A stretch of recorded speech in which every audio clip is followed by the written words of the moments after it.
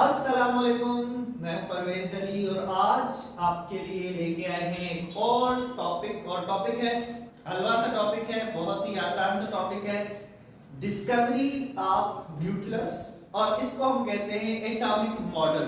अब atomic model जो है, डिस्कवरी हो चुकी इलेक्ट्रॉन की डिस्चार्ज ट्यूब के जरिए, डिस्कवरी हो चुकी प्रोटॉन की डिस्चार्ज ट्यूब के जरिए और डिस्कवरी हो चुकी न्यूट्रॉन की आर्टिफिशियल रेडियो एक्टिविटी के जरिए। अब ये डिस्कवर हो चुकी है।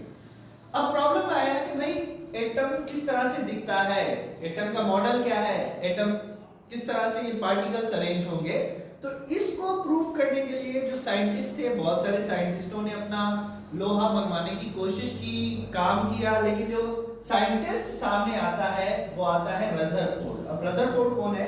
रदरफोर्ड एक साइंटिस्ट है जिन्होंने कहा कि भाई फर्स्ट मॉडल जो है वो हम पेश करने वाले हैं और इसका नाम जो दिया गया डिस्कवरी ऑफ न्यूक्लियस दिया गया, या इसको हम अल्फा पार्टिकल स्कैटरिंग एक्सपेरिमेंट भी कहते हैं। ठीक है, अब इस एक्सपेरिमेंट में क्या है, कौन से चीजें यूज की गई हैं, उनकी मेरिट्स क्या है, डीमेरिट्स क्या है, ये सारा जो है वो आज के लेक्चर में हम कोशिश करेंगे कि कवर करें। सबसे पहले एक्सपेरिमेंट जो है वो परफॉर्म किया गया Lord Rutherford with Marsden and Geiger.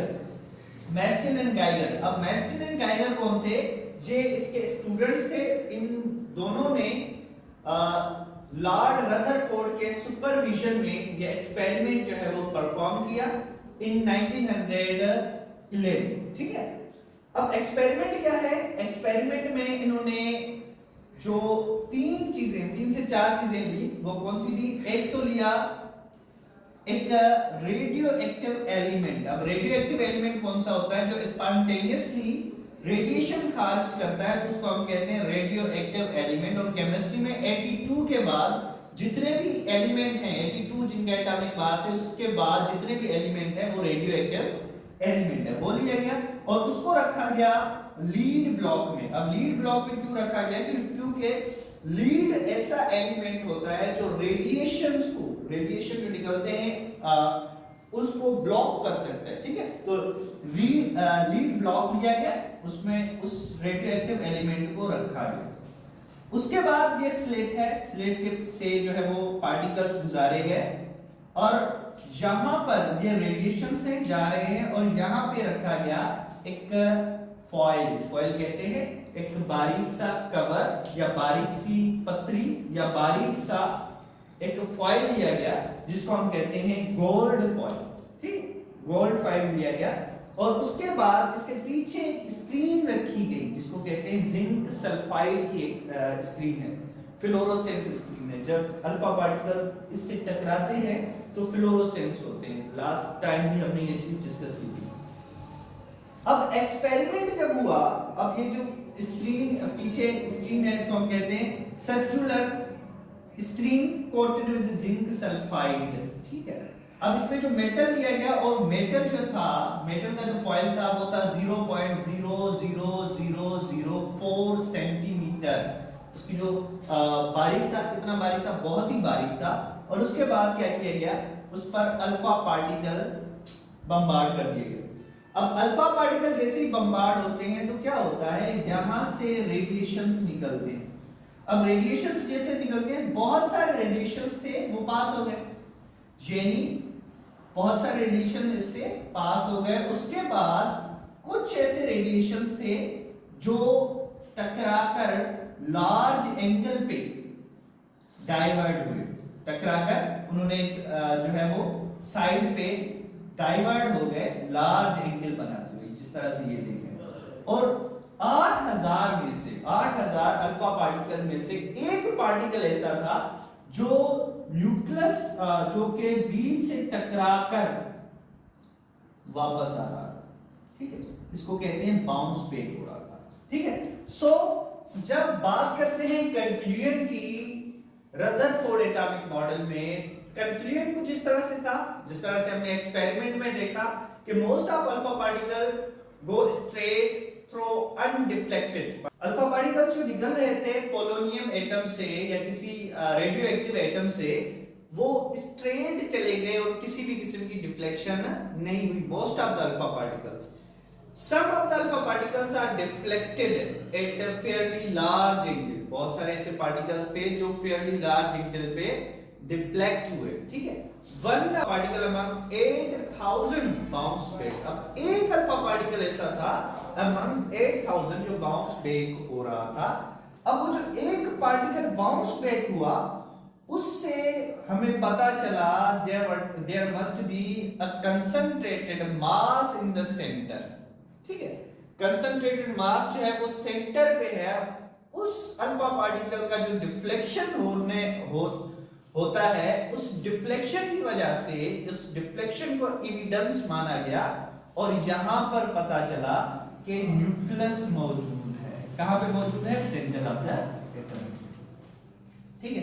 अब इसको लेकर उन्होंने जो मॉडल पेश किया, प्लेनेटरी मॉडल ऑफ एटम, यानी इसमें जो प्लेनेटरी मोशन का इसने जिक्र किया। कौन सा जिक्र किया? उसने कहा कि भाई न्यूक्लियस जो होता है ना, न्यूक्लियस वो सेंटर पे होता है, जिस तरह से सूरज जो है वो सेंटर पे होता है। और उसके अलावा जो इलेक्ट्रॉन होते हैं वो रिवॉल्व करते रहते हैं। इलेक्ट्रॉन जो है वो रिवॉल्व करते रहते हैं अराउंड द न्यूक्लियस, ठीक है। इसमें किसी भी किस्म का सेंटर के बारे, इसमें किसी भी दायरे के बारे में जिक्र इसने नहीं किया। फिक्स्ड रास्ते के बारे में इसने जिक्र नहीं किया। ऑर्बिट के बारे में इसने जिक्र नहीं किया। इन्होंने जस्ट बताया कि जो इलेक्ट्रॉन है वो रिवॉल्व करते रहते हैं, ठीक है। तो यहां पर एक इसका जो यूं कहें कि डीमेरिट है वो सामने आया कि भाई इसने इलेक्ट्रॉन के बारे में तो बताया, लेकिन ये नहीं बताया कि वो फिक्स्ड पाथ पे, फिक्स्ड रास्ते पे या ऑर्बिट पे या ऑर्बिटल में सफर करते हैं। तो इसके बारे में इसने नहीं बताया। इसने बताया और इसने एक कॉन्सेप्ट दिया किसका? न्यूक्लियॉन का। अब न्यूक्लियॉन क्या है? Nucleon particle present in nucleus, particles present in nucleus. अब कौन कौन से पार्टिकल्स प्रेजेंट होते हैं? इसने कहा कि भाई प्रोटॉन न्यूक्लियस में प्रेजेंट होता है, न्यूट्रॉन न्यूक्लियस में प्रेजेंट होता है, उसके साथ साथ पॉजिट्रॉन हो गया। डिफरेंट पार्टिकल्स जो 100 से ज्यादा पार्टिकल जो है वो डिस्कवर हो चुके हैं। तो ये सारे के सारे जो पार्टिकल्स होते हैं वो न्यूक्लियस में मौजूद होते हैं। अब उसको कहा गया है न्यूक्लियॉन। तो कभी कभार डेफिनेशन आ जाती है, कभी कभार पूछा जाता है व्हाट इज न्यूक्लियॉन। तो न्यूक्लियॉन क्या है? Particles present in a nucleus.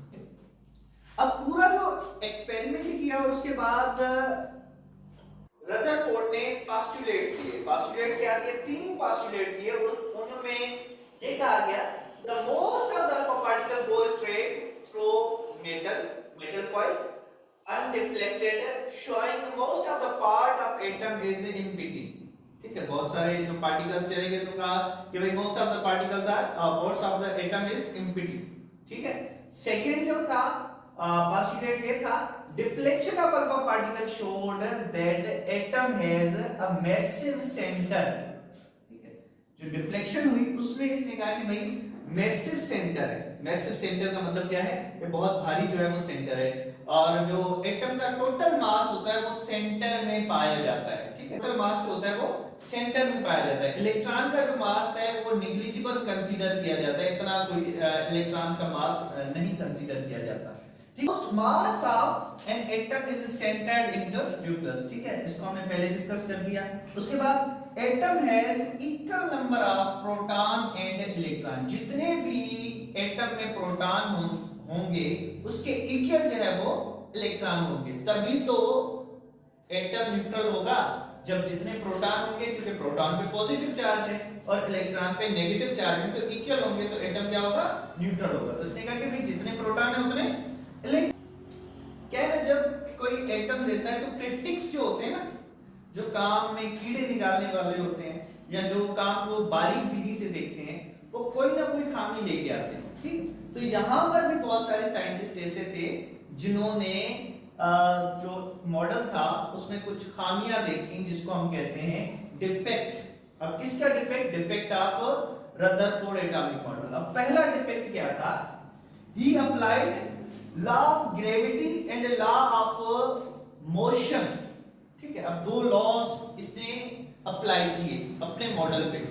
कौन कौन से लॉ? एक हो गया भाई लॉ ऑफ ग्रेविटी और लॉ ऑफ मोशन। अब ये दोनों लॉज जो होते हैं वो न्यूट्रल पार्टिकल्स पे अप्लाई होते हैं, जबकि एटम के अंदर जो पार्टिकल्स थे वो इलेक्ट्रॉन था जिसपे नेगेटिव चार्ज है, प्रोटॉन पे पॉजिटिव चार्ज होती है, इलेक्ट्रॉन पे नेगेटिव चार्ज होती है। तो ये लॉज जो थे वो इसने अप्लाई नहीं करने थे, लेकिन इसने कर लिए। तो ये फर्स्ट डिफेक्ट आ गया। दूसरा, electron continuously एक्सप्रेड around and release energy. This atom model does not account for stability. अब इसने कहा कि भाई जो इलेक्ट्रॉन है ना वो रिवॉल्व करते रहते हैं, चलो जी रिवॉल्व करते रहते हैं, ये मान लिया, लेकिन इसने एक और चीज कह दी। कौन सी? कि कंटिन्यूअसली रिवॉल्व करेंगे और कंटिन्यूअसली एनर्जी जो है वो इमिट करेंगे। अब कंटिन्यूअसली अगर एनर्जी इमिट करेंगे तो वो जो इलेक्ट्रॉन होगा वो एनर्जी रिलीज करते करते इमिट करते करते न्यूक्लियस में आके गिरेगा। अब वो मॉडल जिसमें इलेक्ट्रॉन कंटिन्यूअसली एनर्जी रिलीज करता है वो स्टेबल मॉडल नहीं होता। तो इसका इस पॉइंट की वजह से जो मॉडल था वो स्टेबल नहीं था। बहुत सारी इसमें पॉजिटिव चीजें हैं, बहुत सारी ऐसी चीजें हैं जो आज तक हम डिस्कस करते आ रहे हैं, लेकिन कुछ ऐसी चीजें थी जो पॉजिटिवली नहीं ली गई और इन्हें कहते हैं डिफेक्ट। तो ये 2-3 डिफेक्ट्स जो थे, अच्छा इसका जो जब इसकी स्पेक्ट्रा ली गई, हम कहते हैं जब इसको अप्लाई किया गया, स्पेक्ट्रोस्कोपी अप्लाई की गई, तो जो एटम होता है उसका जो स्पेक्ट्रम निकलता है वो निकलता है लाइन स्पेक्ट्रम। इसके बारे में हम बात करेंगे, लाइन स्पेक्ट्रम। और इसने क्या कि भाई कंटिन्यूअसली एनर्जी रिलीज होगी, अगर कंटिन्यूअसली एनर्जी रिलीज होगी तो उसका स्पेक्ट्रम बनता कंटिन्यूअस स्पेक्ट्रम, ठीक है। So that was a defect of Rutherford atomic model, और इसकी वजह से हमने कहा कि भाई ये डिफेक्ट है। तो that was Rutherford atomic model. Rutherford atomic model में एक्सपेरिमेंट किस तरह से हुआ, पोस्टुलेट क्या हुए और उसके बाद डिफेक्ट क्या थे। Thank you, see you soon.